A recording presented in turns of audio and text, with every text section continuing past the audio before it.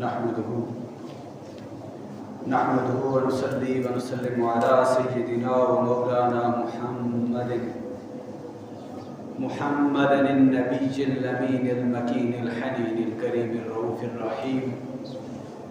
أما بعد فأعوذ بالله من الشيطان الرجيم. بسم الله الرحمن الرحيم. ثاني اثنين إذ هما في الغار إذ يقول لصاحبه. وقال الله تبارك وتعالى في مقام آخر إن الله وملائكته يصلون على النبي يا أيها الذين آمنوا صلوا عليه وسلموا تسليما. الصلاة والسلام عليك يا سيدي يا رسول الله وعلى آلك وأصحابك يا سيدي يا حبيب الله. مولاي صل وسلم دائما ابدا على حبيبك خير الخلق كلهم محمد سيد الكونين والثقلين والفريقين من عرب ومن عجم. مالک کائنات کا بے پایاں شکر و احسان اس کی توفیق خاص سے اس کے گھر میں جمعۃ المبارک کی مقدس اور متبرک ساعتوں میں حاضری کا شرف حاصل کر رہے. آج 22 جمادی الثانی 1445 ہجری. آج کا دن سیدنا صدیق اکبر خلیفۃ المسلمین خلیفہ اول یار غار اور یار مزار حضرت سیدنا صدیق اکبر رضی اللہ تعالیٰ عنہ کا یوم وصال ہے. اور 20 جمادی الثانی سیدہ طیبہ طاہرہ زاہدہ عابدہ سیدہ فاطمہ الزہراء سلام اللہ علیہا آپ کا یوم ولادت ہے. ان دونوں عنوانات پر چند کلمات کہنے کی کوشش کروں گا. پچھلے جمعۃ المبارک پر ہم نے خلیفۃ المسلمین خلیفہ اول حضرت سیدنا صدیق اکبر رضی اللہ تعالی عنہ کے حوالے سے گفتگو کی تھی. اسی گفتگو کو آگے بڑھاتے ہوئے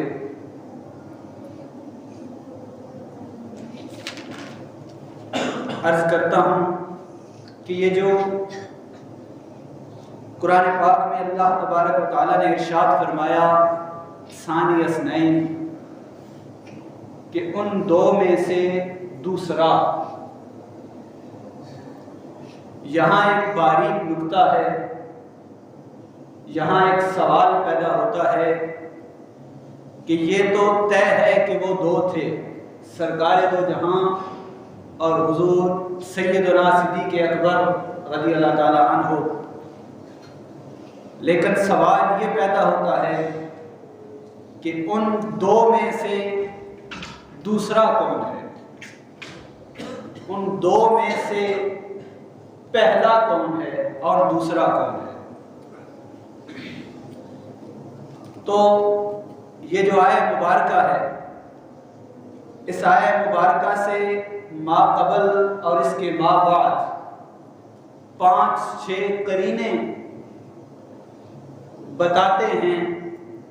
تمام صیغے، تمام ضمیریں جو استعمال ہوئی ہیں وہ ثابت کرتی ہیں کہ بالاتفاق اس سے مراد جو دوسرا ہے، ان دو میں سے دوسرا، اس سے مراد سرکار دو جہاں صلی اللہ علیہ وسلم ہے.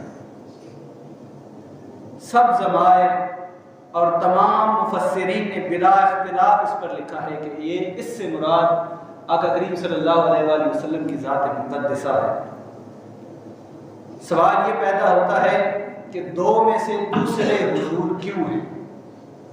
حالانکہ وہ تو اولین ہیں، وہ تو سب سے پہلے ہیں، لیکن یہاں ان دو میں سے دوسرے کا ذکر کیا جا رہا ہے تو وہ سرکار دو جہاں ہیں سرکار دو جہاں کو دوسرا کیوں کہا گیا ہے؟ یہ سوال ہے۔ اس سوال کو سیدی شیخ الاسلام حجت المحدثین ڈاکٹر محمد طاہر القادری نے بڑی خوبصورتی کے ساتھ بیان کیا ہے۔ آپ فرماتے ہیں کہ یہ جو دو میں سے دوسرا ہے، اس سے مراد سرکار دو جہاں کیوں ہیں؟ اس لیے کہ یہ جو آیت مبارکہ ہے ثانی اثنین اذ ہما فی الغار اذ یقول لصاحبہ، یہ بات غار کے اندر بیٹھے ہوئے حال کی ہے ہی نہیں۔ یہ بات جو کی جا رہی ہے، یہ بات کی جا رہی ہے غار سے باہر، غار کے دہانے پر یہ بات کی جا رہی ہے۔ سیدنا صدیق اکبر رضی اللہ تعالی عنہ اس سفر ہجرت میں سرکار دو جہاں کے ساتھ ہیں، اور سیدنا صدیق اکبر اپنی جان وارتے ہوئے سرکار دو جہاں کے ساتھ چلتے جا رہے ہیں، اور کبھی راستے میں جب چل رہے ہیں نا تو دو ہی ہیں، یا سرکار ہیں یا صدیق اکبر ہیں۔ راستے میں چل رہے ہیں، چلتے چلتے کبھی صدیق اکبر آقا کریم صلی اللہ علیہ وآلہ وسلم کی دائیں جانب ہو جاتے، وہاں چلتے چلتے پھر کوئی خیال آتا، آقا صلی اللہ علیہ وآلہ وسلم کے آگے چلنا شروع ہو جاتے، وہاں چلتے چلتے پھر خیال آتا، بائیں جانب چلے جاتے، پھر پیچھے چلے جاتے۔ جب یہ طواف ہوتا رہا نا دوران سفر، سرکار دو جہاں نے ابو بکر صدیق رضی اللہ تعالیٰ عنہ سے پوچھا، اے صدیق، اے ابو بکر، کیا کرتے ہو؟ یہ کیا معاملہ ہے؟ حضرت ابو بکر صدیق قربان جائیں آپ کی عظمتوں پر، میرے ماں باپ قربان آپ کے عشق مصطفیٰ پر، آپ کے عشق صحابہ اور عشق اہل بیت پر۔ حضرت سیدنا صدیق اکبر فرمانے لگے، یا رسول اللہ صلی اللہ علیہ وسلم، میں جب آپ کے دائیں جانب چل رہا ہوتا ہوں، میرے دل میں یہ غم ہوتا ہے کہ کوئی بائیں جانب سے آپ پر حملہ نہ کر دے، میں ادھر سے بائیں جانب ہو جاتا ہوں۔ وہاں چلتے چلتے پھر میرے ذہن میں، میرے دل میں یہ غم پیدا ہوتا ہے کہ کہیں کوئی پیچھے سے نہ حملہ کر دے۔ یا رسول اللہ، میں بھاگ کے آپ کے پیچھے چلنا شروع کر دیتا ہوں، پھر یہ غم پیدا ہوتا ہے کہ کوئی آگے سے نہ حملہ کر دے، تو یا رسول اللہ میں بھاگ کے آپ کے آگے ہو جاتا ہوں۔ میں اسی کشمکش میں ہوں، اور میں اسی کشمکش میں آپ کے گرد گرد یہ طواف کرتا چلا جا رہا ہوں۔ اسی اسنا میں غار کے دہانے پر پہنچ گئے۔ یہ جو ثانی اثنین ہے، ان دو میں سے دوسرا سرکار کیوں ہے یہ بتا رہا ہوں۔ غار کے دہانے پر پہنچ گئے، قربان جائیں واللہ میرے ماں باپ قربان، میری اولاد قربان، سیدنا صدیق اکبر کی جوڑوں کی خاک پر آپ کہنے لگے، یا رسول اللہ آپ یہاں غار کے دہانے پر کھڑے ہو جائیے، میں اندر جاتا ہوں، اندر کوئی زہریلی چیز نہ ہو جو آپ کو کاٹ لے، کہیں آپ کو نقصان نہ ہو جائے، اگر کوئی زہریلی چیز ہو تو وہ مجھے کاٹ لے، پہلے صدیق کی جان آئے گی پھر مصطفیٰ آئیں گے۔ حضرت سیدنا صدیق اکبر، واقعہ طویل ہے، آپ اندر داخل ہوئے، آپ نے اپنا کرتا، اپنی قمیض پھاڑ پھاڑ کر، اپنا امامہ پھاڑ پھاڑ کر غار کے جہاں جہاں سوراخ تھے نا، ان سوراخوں کو بند کرتے چلے گئے، بالآخر کپڑا ختم ہو گیا، ایک سوراخ باقی رہ گیا، اب صدر بھی تو ڈھانپنا تھا نا۔ صدیق اکبر نے اس سوراخ پر اپنی ایڑی رکھی، تشریف فرما ہو گئے، اور پھر فرمایا، یا رسول اللہ آپ اندر تشریف لے آئیے۔ یہ ہے ثانی اثنین، ان دو میں سے دوسرے غار میں داخل ہونے والے سرکار دو جہاں ہیں، اور سرکار دو جہاں پر اپنی جان نچھاور کر کے پہلے داخل ہونے والے صدیق اکبر ہیں۔ وہ تو پہلے صدیق اکبر ہیں۔ سرکار دو جہاں تشریف لے گئے، آپ اندر تشریف لے گئے، دونوں صاحب تشریف فرما ہیں، اذ یقول لصاحبہ، کہ اپنے صاحب سے کہا، اپنے صحابی سے کہا، کیا کہا؟ لا تحزن ان اللہ معنا۔ یہ کیوں کہا؟ جب یہ تشریف فرما تھے نا، تو یاد رکھیں میں لفظ استعمال کر رہا ہوں غم کا۔ غم جو خوف ہوتا ہے، خوف ہوتا ہے اپنی جان کے لیے، جو غم ہوتا ہے وہ اپنے محبوب کی جان کے لیے ہوتا ہے. جو محبوب کا غم ہوتا ہے کہ محبوب کی جان کو کوئی خطرہ نہ ہو، یہ جو چیز ہے اس کو غم کہتے ہیں. اپنی جان کے خطرے کو خوف کہتے ہیں. قرآن نے یہاں لفظ استعمال کیا لا تحزن ان اللہ معنا. کیوں کہ جب صدیق اکبر کو نا یہ غم کھائے جا رہا تھا کہ پیچھے کفار تو آ رہے تھے، مشرکین تو آ رہے تھے، یہ غم کھائے جا رہا تھا.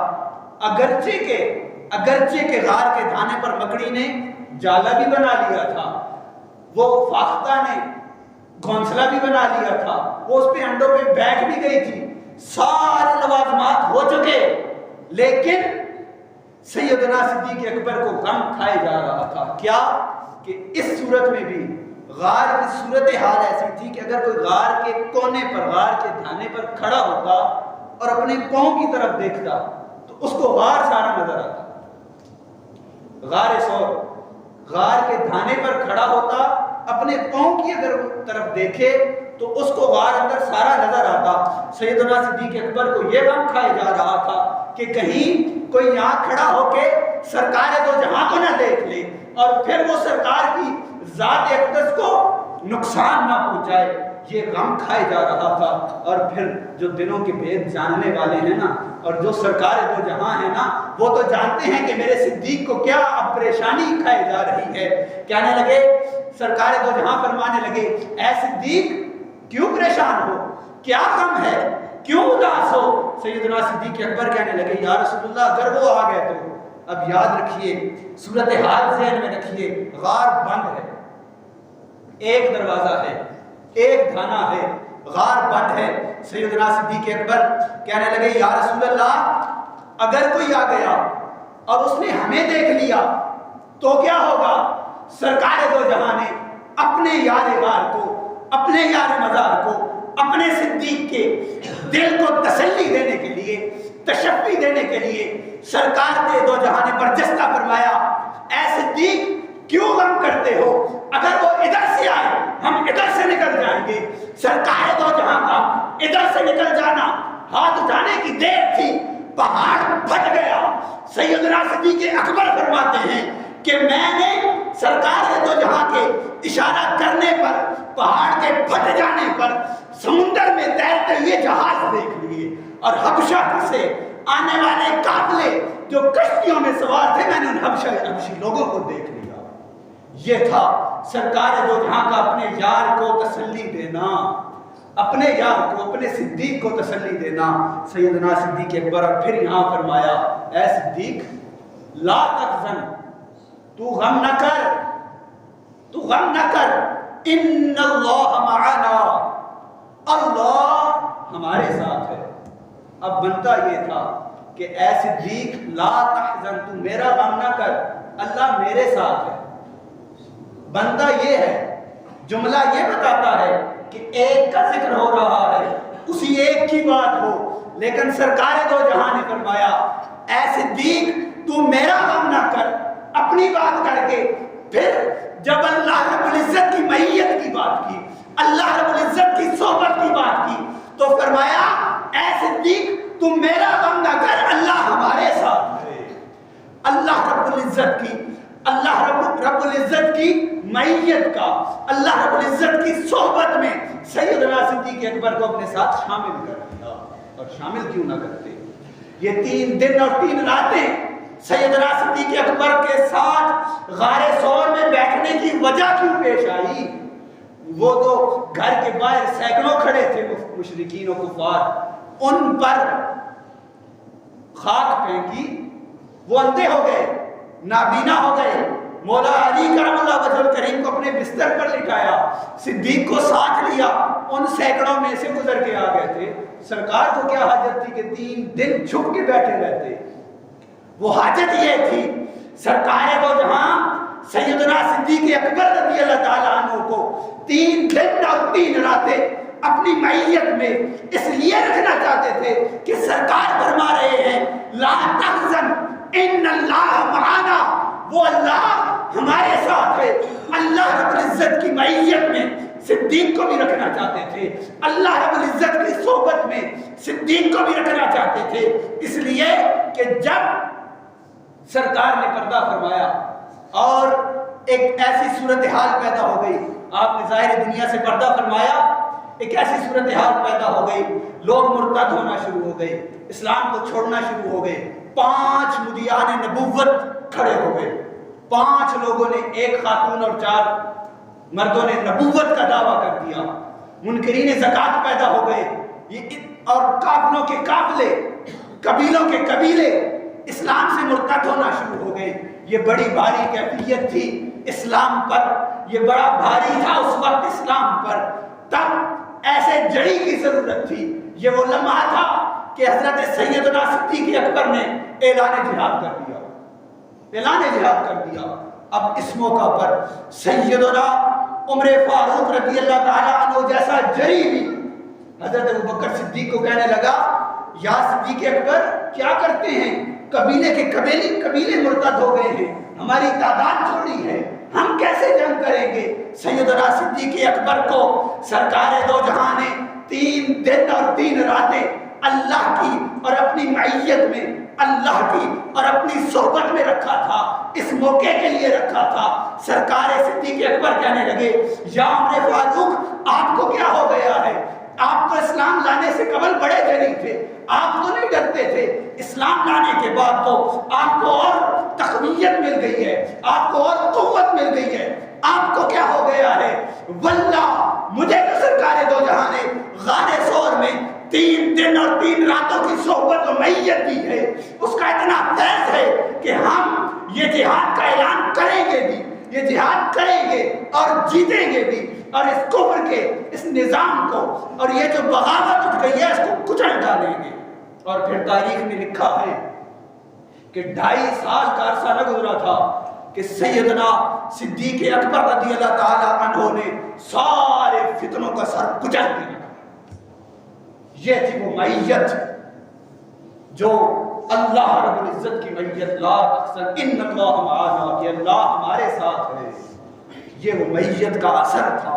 اور پھر یہی سیدنا صدیق اکبر، یہی سیدنا صدیق اکبر، اللہ اکبر، میں نے پچھلے جمعہ مبارک پر حدیث مبارکہ بیان کی تھی، آپ سیدہ کے گھر تشریف لے گئے نا، سیدہ کے در دولت پر تشریف لے گئے اور کہنے لگے، دستک دی، سیدنا مولا علی کرم اللہ وجہ الکریم تشریف لائے تو کہنے لگے اجازت مانگ کے لائیے، میں سیدہ سے ملنا چاہتا ہوں، میں سیدہ سے ملنا چاہتا ہوں۔ کون سیدہ؟ بے اجازت جن کے گھر جبریل بھی آتے نہیں، وہ سیدہ۔ کون سیدہ؟ وہ سیدہ کہ جو سرکار دو جہاں کے پاس تشریف لائے تو سرکار دو جہاں اپنی کملی ان کے لیے بچھا دیں۔ کون سیدہ؟ وہ سیدہ کہ جو جن کے لیے صحابہ سرکار کو فرمائے، صحابہ سرکار کے لیے کہیں، یا رسول اللہ فداک ابی و امی، یا رسول اللہ، یا رسول اللہ میرے ماں باپ آپ پر فدا ہوں۔ وہ سیدہ جن کو سرکار فرمائے، فداک ابی و امی یا فاطمہ، یا فاطمہ تم پر میرے ماں باپ قربان ہوں۔ کون سیدہ؟ وہ سیدہ کہ جب سرکار کسی سفر پہ جاتے، کسی جہاد پہ جاتے تو سب سے آخر پر سیدہ سے ملتے، اور جب سفر سے جہاد سے واپس آتے سب سے پہلے سیدہ فاطمہ کو ملتے۔ وہ سیدہ کون سیدہ؟ وہ سیدہ کہ جب روز قیامت ہوگا، حاکم مستدرک کی حدیث مبارکہ، آخری 5 منٹ ہیں، میں سیدہ کی بارگاہ میں اپنی حاضری لگانا چاہتا ہوں، میں اس فتنے کو بھی ننگا کرنا چاہتا ہوں جو ہمارے گاؤں میں بھی پیوست ہوتا جا رہا ہے۔ خدا را اپنے دین کو سنبھال لیجئے، اہل بیت کے ساتھ جڑ جائیے، صحابہ کے ساتھ جڑ جائیے۔ وہ قیامت کا دن ہوگا، کون سیدہ؟ وہ سیدہ قیامت کا دن ہوگا، اللہ رب العزت رب ذوالجلال اپنی کرسی جلالت پر جلوہ افروز ہوگا، سرکار دو جہاں اپنی کرسی شفاعت پر اور مقام محمود پر جلوہ افروز ہوں گے، نفسا نفسی کا عالم ہوگا، ندائے غیب آئے گی، اے اہل معاشر اپنی نظریں جھکا لو، اے اہل معاشر اپنی گردنیں جھکا لو، اے اہل معاشر اپنی آنکھیں بند کر لو، ابھی فاطمہ بنت مصطفیٰ کا گزر ہونے والا ہے۔ وہ سیدہ فاطمہ کہ جب روز قیامت ان کا گزر ہوگا اور سارے عرشیوں کو کوئی تخصیص نہیں، صحابہ بھی شامل، ہم بھی شامل، اولیاء بھی شامل، پاک بھی شامل، گناہگار بھی شامل، انبیاء بھی شامل، ایک ہی ندا ہوگی، اے اہل محشر اپنی نظروں کو جھکا لو، سیدہ فاطمہ بنت محمد صلی اللہ علیہ وآلہ وسلم کا گزر ہونے والا ہے۔ اور پھر محدثین لکھتے ہیں کہ سیدہ فاطمہ دو سبز چادریں اوڑھ کر، اللہ، دو سبز چادریں اوڑھ کر میدان محشر سے گزر جائیں گی۔ ایک اور حدیث مبارکہ میں ہے کہ سیدہ دو سرخ چادریں اوڑھ کر میدان محشر سے گزر جائیں گی، اور آپ کے ساتھ 70 نوخیز جنت کی حوریں ہوں گی۔ ان حوروں نے سیدہ کے گرد جھرمٹ بنایا ہوگا، کوئی سیدہ کو نہ دیکھ سکے گا۔ کوئی بدبخت جو آج بھی سیدہ پر خطا کا جملہ لگاتے ہیں، خطا کا لفظ لگاتے ہیں، اور ان کے حامی، ان کے حوالی اس کو تحفظ دے رہے ہوتے ہیں، وہ قیامت کے دن کیا کریں گے؟ وہ 70 حوروں کے جھرمٹ میں، نوخیز حوروں کے جھرمٹ میں سیدہ گزر جائے گی اور آپ جنت میں داخل ہو جائے گی۔ جب تک سیدہ جنت میں داخل نہیں ہوں گی تب تک اہل محشر کو اپنی آنکھیں کھولنے، اپنی گردنیں اٹھانے اور اپنی نظریں اٹھانے کا حکم جاری نہیں ہوگا۔ وہ اپنی نظریں نہیں اٹھا سکتے۔ یہ ہیں سیدہ، یہ سیدہ، اور یہ اس لیے بیان کر رہا ہوں، اور یہ حدیث مبارکہ بیان کرنے والے حاکم المستدرک میں اور دیگر کتب میں اس حدیث مبارکہ کے راوی سیدنا صدیق اکبر ہیں۔ اس حدیث مبارکہ کے راوی سیدنا صدیق اکبر خود ہیں۔ اس حدیث مبارکہ کے راوی سیدنا مولا علی المرتضیٰ ہیں۔ اس حدیث مبارکہ کے راوی حضرت ابو ہریرہ ہیں۔ اس حدیث مبارکہ کے راوی سیدہ عائشہ صدیقہ رضی اللہ تعالیٰ عنہا ہیں۔ یہ ساری روایت اس لیے بیان کر رہا ہوں کہ آج لوگ یہ سمجھیں کہ اہل بیت اطہار، ازواج مطہرات اور خلفائے راشدین میں لوگوں نے، بدبختوں نے یہ جو جنگ کروا رکھی ہے نا، یہ جنگ نری بدبختی ہے۔ میں اس جنگ پر لعنت بھیجتا ہوں، اور اس جنگ کو شروع کرنے والوں پر لعنت بھیجتا ہوں، اور اس جنگ کو شروع کرنے والوں کو تحفظ فراہم کرنے والوں پر لعنت بھیجتا ہوں کہ جو سرکار دو جہاں کی شہزادی، جس کو سرکار فرمائے کہ میرے ماں باپ تم پر قربان، ان پر خطا کا جملہ لگائیں، خطا کا لفظ لگائیں، یہ وہی لگاتے ہیں۔ میں واللہ منبر رسول پر بیٹھ کر آپ کو یہ عرض کر رہا ہوں، جو سیدہ پر خطا کا جملہ کستا ہے، جو سیدہ پر خطا کا جملہ کستا ہے، میرا یہ ایمان ہے، میرا یہ عقیدہ ہے کہ اس کی ماں سے اس کو جنتے ہوئے خطا ہوئی ہے۔ جب اس کا تخم اس کی ماں کی پیٹ میں رکھا گیا تھا تو اس کی ماں سے خطا ہوئی ہے۔ جو سرکار کی شہزادی پر خطا کا لفظ لگاتا ہے اور پھر ان کے تحفظ کرنے والے، ان کو تحفظ فراہم کرنے والے، ان کے لیے فتوے جاری کرنے والے، اور پھر ان کا دن نہ منانے والے، ان کو شرم نہیں آتی؟ حضرت ابوبکر صدیق خلیفہ اول ہے، حضرت عمر فاروق، حضرت عثمان غنی، حضرت علی المرتضیٰ، تمام صحابہ اکرام ہماری آنکھوں کی ٹھنڈک، ان کے جوڑوں کی خاک ہمارے سروں کا تاج، ان کے جوڑوں کی خاک ہماری آنکھوں کا سرما، ان کا دن منائیں۔ اہل حتار آپ سے مخاطب ہوں، میں تمام ائمہ اکرام سے مخاطب ہوں، حتار کے ان کا دن منائیں، لیکن ایسا نہیں کرنے دوں گا، ایسا نہیں چلنے دیں گے کہ صدیق اکبر کا دن منائیں اور سیدہ کے دن آپ کو مروڑ پڑے، آپ کو تکلیف ہو۔ کیوں؟ حضرت امام حسین کی شہادت کا دن ہو تو آپ کو شان عثمان غنی یاد آ جائے۔ لعنت ہو تم پر، تمہارے بغض پر، تمہارے کینہ پر، تمہارے ایمان پر، تمہاری تربیت پر، کہ اولاد علی سے، سرکار کی اولاد سے اتنا بغض۔ اور نام ہے ہم صحابہ کے جان لیوا ہیں۔ ستاروں سے روشنی وہ لے سکے گا جو کشتی نوح میں سوار ہوگا۔ جو کشتی میں نہیں سوار ہوگا وہ ستاروں سے روشنی نہیں لے سکتا، ستاروں سے راستہ نہیں لے سکتا، اور جو کشتی میں سوار ہو گیا ستارہ چھوڑ دیا وہ بھی بھٹک جائے گا، سمندر میں غرق ہو جائے گا۔ لہذا دونوں کو ساتھ لے کر چلیں، دونوں کو ساتھ لے کر چلیں۔ وقت ہو گیا ہے لیکن یہ میرا درد دل تھا جو میں نے بیان کیا ہے۔ قاضی خضر الزمان ضیاء کا یہ سپوت بخدا نہیں جھکے گا۔ میں آپ کے لیے فتویٰ جاری کروں گا، کرو فتویٰ جاری، میں بھی حاضر ہوں، میدان بھی حاضر ہے، گھوڑا بھی حاضر ہے۔ تم سیدوں کے خلاف بکتے ہو، سب سے پہلے سید غلام علی الحسنین بادشاہ کے خلاف آج تم نے کھڑا کیا ہے، میرے خلاف فتویٰ جاری کرتے ہو، کرو، گھوڑا بھی حاضر، میدان بھی حاضر۔ میں ایسی قوم میں پیدا ہوا ہوں، بڑا ہوا ہوں، پلا ہوا ہوں، مجھے ہر شخص جانتا ہے، میرے والد کو بھی جانتا ہے اور تمہیں بھی لوگ جانتے ہیں۔ لوگوں کو جی بڑی تکلیف ہوئی ہے، آپس میں بحث کرتے ہیں، پلیٹ فارم پر بات کرنے کی جرت نہیں ہے۔ آج کل ہمارے اس پروگرام پر لوگوں کو بڑی تکلیف ہوئی ہے۔ تکلیف ہو تمہیں، مرو تم، جہنم میں جاؤ۔ جو سیدہ کا دشمن ہے نہ اپنے بڑوں کی فکر، نہ اپنے، اب میں کیا بولوں، خدا را اہل بیت سے جڑ جائیں۔ اہل بیت وہ کشتی نوح ہے کہ جس کے بغیر کوئی چارہ نہیں، اور صحابہ وہ ستارے ہیں جن کے بغیر آپ کو راستہ نہیں ملنا۔ بس یہ ہے میرا آج کا پیغام 22 جمادی الثانی کا، یہ میرا پیغام ہے، اس کو اپنے پلے سے باندھ لیں، اس کو اپنے پلے سے باندھ لیں۔ اللہ کریم ہمیں صحابہ کی حقیقی محبت نصیب فرمائے اور اہل بیت اطہار کی حقیقی مودت نصیب فرمائے۔ محبت اور مودت دونوں ہوں گی تو بیڑا پار ہو جائے گا۔ وآخر دعوانا الحمدللہ رب العالمین۔